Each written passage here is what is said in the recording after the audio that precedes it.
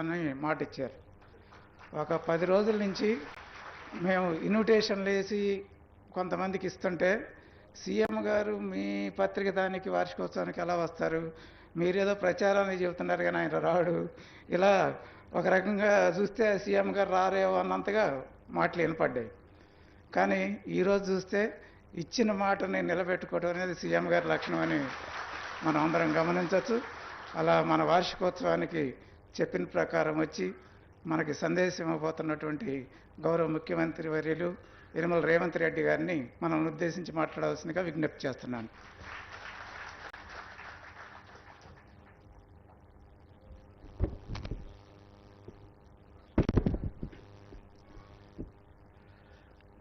నవ తెలంగాణ దినపత్రిక 10వ వార్షికోత్సవ కార్యక్రమానికి సభాధ్యక్షత వహించిన మిత్రులు ప్రభాకర్ గారు,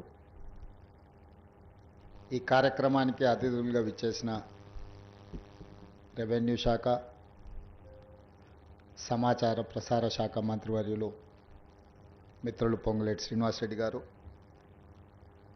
కార్యక్రమంలో పాల్గొన్న పెద్దలు పివి రాఘోల్ గారు, తమ్మినేని వీరభద్రం గారు, జూలకంటి రంగారెడ్డి గారు, మిత్రులు, ఈ మధ్య క్షేత్రస్థాయిలో ప్రజా సమస్యల మీద పోరాటం చేస్తున్న సిపిఎం ప్రధాన కార్యదర్శి జాన్ వెస్లీ గారు,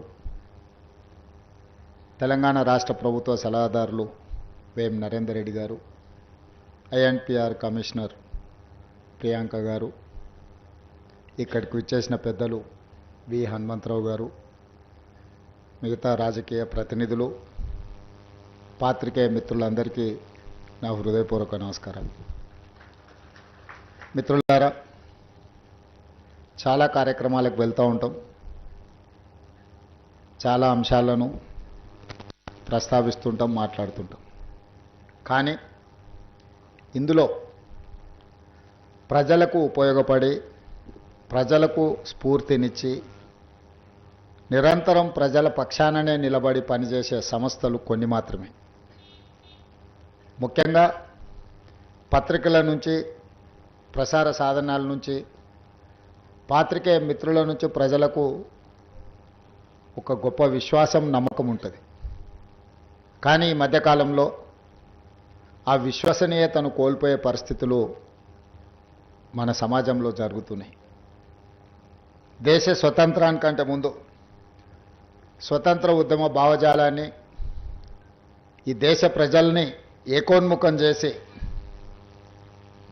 బ్రిటిషర్స్ చేతిలో నుంచి స్వతంత్రాన్ని సాధించుకోవడం కోసం ఆనాడు మహాత్మా గాంధీ గారు యంగ్ ఇండియా అనే పత్రికను వారు నడిపిండ్రు.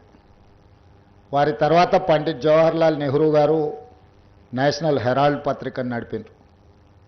స్వతంత్రానికంటే ముందు స్వతంత్ర సాధనలో పత్రికలు, భావజాలాన్ని, భాషను,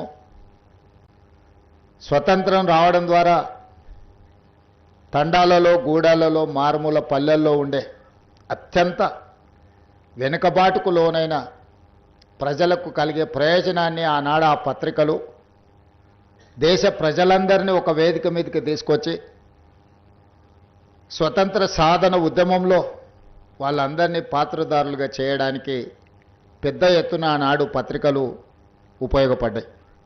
అదేవిధంగా కమ్యూనిస్టు భావజాలాన్ని దేశవ్యాప్తంగా ప్రజలకు చేరువ చేయడానికి ఆనాటి సాయుధ రైతాంగ పోరాటం నుంచి మొదలు పెడితే సమాజాన్ని పట్టి పీడిస్తున్న సామాజిక రుగ్మతలు, అది బాల్య వివాహం కావచ్చు, లేకపోతే కులాల మధ్యల అంతరం కావచ్చు, జోగిని వ్యవస్థ కావచ్చు, ఆలయాలలోకి దళితులను ప్రవేశించకుండా నిషేధిస్తున్న సందర్భంలో ప్రజల పక్షాన నిలబడి ప్రజాశక్తి, ప్రజా సమస్యల్ని పాలకుల దృష్టికి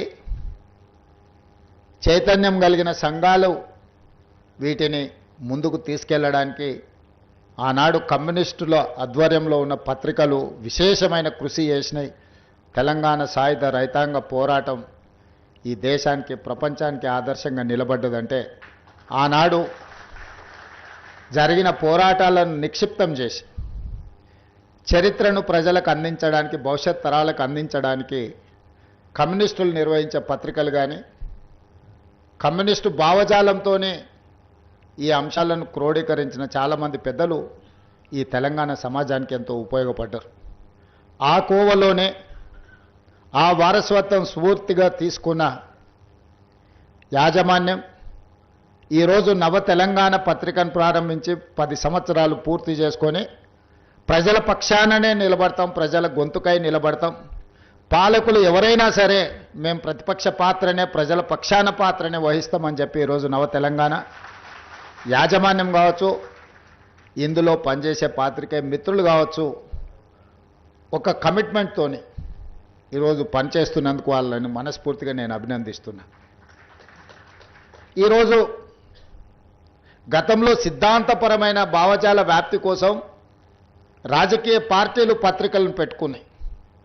వాళ్ళు నమ్మిన సిద్ధాంతాన్ని ప్రజలకు చేరవేయడానికి, చేరవేసిన సిద్ధాంతాన్ని ప్రజలలో సుస్థిరపరచడానికి ఆనాడు రాజకీయ పార్టీలు ఈ పత్రికలను పెట్టుకున్నాయి. కానీ ఈరోజు వింత పోకడలు వచ్చినాయి.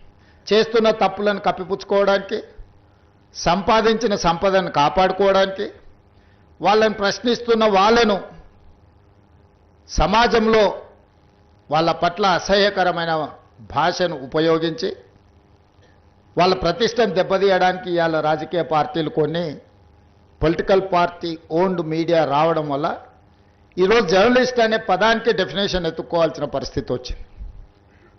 మేము నిర్వహిస్తున్న పత్రికా సమావేశాలలో సీనియర్లు కావచ్చు, జూనియర్లు కావచ్చు, వాళ్ళు అడిగే ప్రశ్నను బట్టి వాళ్ళు జర్నలిస్టులా లేకపోతే రాజకీయ పార్టీల కార్యకర్తలు జర్నలిస్టు ముసుగేసుకొని వచ్చి ప్రశ్న అడుగుతుండ్రా అర్థం కానంత అమాయకులు ఎవరూ లేరు.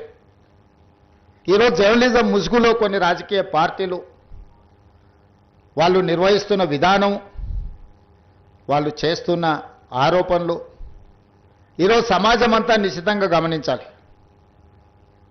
పాత్రికేయ మిత్రులకు నేను విజ్ఞప్తి చేస్తున్నా, మీరు డిఫరెన్షియేట్ చేయండి, వాళ్ళని వేరుగా కూర్చోబెట్టండి. వాళ్ళు మేము ఒక్కటి కాదని ఒక భావాన్ని ప్రజలకు కల్పించాల్సిన అవసరం ఉంది. ఈరోజు media, social media, digital media ఎవడు పడితే వాడికి మొత్తం పెన్ను పేపర్ ఇస్తే వాళ్ళు మొత్తం రాయలేడు, ఏబిసిడీలు మొత్తం రాయలేడు, వాడు కూడా నేను జర్నలిస్ట్ అంటాడు. ఏం జర్నలిస్ట్ అంటే నేను సోషల్ మీడియా జర్నలిస్ట్ని అంటాడు. వాని పేరు పక్కనే జర్నలిస్ట్ అని పెట్టుకుంటాడు. అది మొత్తం వాళ్ళ ఇంటి పేరే అయినట్టు, వాళ్ళ తాతలు ముత్తాతల నుంచి జర్నలిజంలో పుట్టి పెరిగినట్టు జర్నలిస్ట్ ఎల్లయ్య, జర్నలిస్ట్ పుల్లయ్య అని పెట్టుకుంటారు. వాడు ఎప్పుడైనా జర్నలిజం స్కూల్లోనే చదివిండా లేకపోతే ఓనమాలు మొత్తమాన్ని వస్తాయంటే ఆ రెండు రావు. జర్నలిజం అక్షరం ముక్క కూడా. ఒకప్పుడు ఈ రాజకీయ పార్టీలు సిద్ధాంతాన్ని పూర్తిగా నమ్మిన కార్డు హోల్డర్స్ అన్న జర్నలిస్ట్గా ఉండేటోళ్ళు, లేకపోతే జర్నలిజం చదివిన వాళ్ళు అన్న జర్నలిస్ట్గా బాధ్యతలు ఇచ్చేవాళ్ళు. వాళ్ళ పనితనాన్ని బట్టి వాళ్ళకు బాధ్యత పెంచేవాళ్ళు. కానీ ఈరోజు అది ఏమీ లేదు. ఎక్కువ ఆవారగా రోడ్ల మీద తిరిగేటోడు, ఎక్కువగా తిట్లు వచ్చినోడు, ఏదంటే అది మాట్లాడేటోడే ఈరోజు జర్నలిస్ట్ అనే ముసుగు తోడుకొని సోషల్ మీడియాలో అందరి పట్ల అసహ్యకరమైన భాషను ఉపయోగించే పరిస్థితులు వచ్చినాయి. అందుకే ఈరోజు రాజకీయ పార్టీ నాయకులుగా మేము మాట్లాడితే మీరు కూడా అప్పుడప్పుడు మాట్లాడతారు కదా సార్, మరి మీ సంగతి ఏందని అడుగుతారు. మరి అవతలలో అట్లా మాట్లాడితే సమాధానం ఎట్లా చెప్పాలో నాకు దారి దొరకడం లేదు. అందుకే నిజమైన జర్నలిస్టులు మీరు సెమినార్స్ నిర్వహించుకొని జర్నలిస్ట్ అనే పదానికి డెఫినేషన్ ఏందో డిఫైన్ చేయాల్సిన పరిస్థితి ఈరోజు సమాజంలో దాపురించింది. పత్రికా సమావేశాలకు కూడా ఎవడు పడితే వాడు లోపలికి వచ్చేసి మీకంటే ముందుగాల ముందల కూర్చోలో కూర్చుంటాడు. ఇంతకుముందు నేను చూస్తాను, ఒక 15 సంవత్సరాల క్రితం నేను ప్రజాప్రతినిధిగా ఎన్నికైనప్పుడు పత్రికా సమావేశాలు పెడితే సీనియర్ రాగానే సీనియర్ జర్నలిస్ట్ ఏ పేపర్ అన్నా ఉండని, లేకపోతే ఏ టీవీ అన్నా ఉండని, జూనియర్స్ ఎవరైనా ఉంటే సీనియర్స్ వస్తే ముందల సీట్లో కూర్చున్న వాళ్ళు కూడా లేచి వాళ్ళకి సీట్ ఇచ్చి వెనక్కి వెళ్ళి కూర్చునే వాళ్ళు. ఒకవేళ సీట్ లేకపోతే పక్కకు నుంచొని నోట్ చేసుకునేది. ఒక బాధ్యత, ఒక గౌరవం, ఒక మర్యాద. వాళ్ళ యాజమాన్యాలు ఎవరున్నా జర్నలిస్టుని ఒక గౌరవించుకునే పరిస్థితి ఉండే. ఇప్పుడు ఆ పరిస్థితి పూర్తిగా దెబ్బతిన్నది. వాడు ఖాళీగా ఉంటాడు కాబట్టి 3 గంటల ముందే వచ్చి ముందల కుర్చీలో కూర్చుంటాడు, కాలు మీద కాలు వేసుకొని. వాడికి ఆ వచ్చిన సీనియర్ జర్నలిస్టు వాళ్ళ జీవితాన్ని మొత్తం జర్నలిజంలో కలిపినరు. వాళ్ళు సిన్సియర్గా ప్రజా సమస్యల్ని విశ్లేషించడానికి, పరిశోధనలు చేయడానికి, వాళ్ళ జీవితాన్ని, ఆరోగ్యాన్ని ఫనంగా పెట్టి, కుటుంబాలను కూడా ఫనంగా పెట్టి, ప్రజల సమస్యలను తెలుసుకోవడానికి ఎక్కడెక్కడనో మారుమూల ప్రాంతాలకు వెళ్ళి రోజుల కొద్దీ ప్రజలలో మమేకమయ్యే ఆ సమస్యల్ని తెలుసుకొని వాళ్ళు రాసిందన్న సంగతి, పాలకులు చేస్తున్న తప్పులను పట్టుకోవడానికి నిరంతరం శ్రమించి విశ్లేషించి, మన ప్రాంతంలో జరిగిన విద్యుత్ ఉద్యమాల వెనుక ఇంత కఠోరమైన దీక్ష జర్నలిస్టులది ఉన్నది.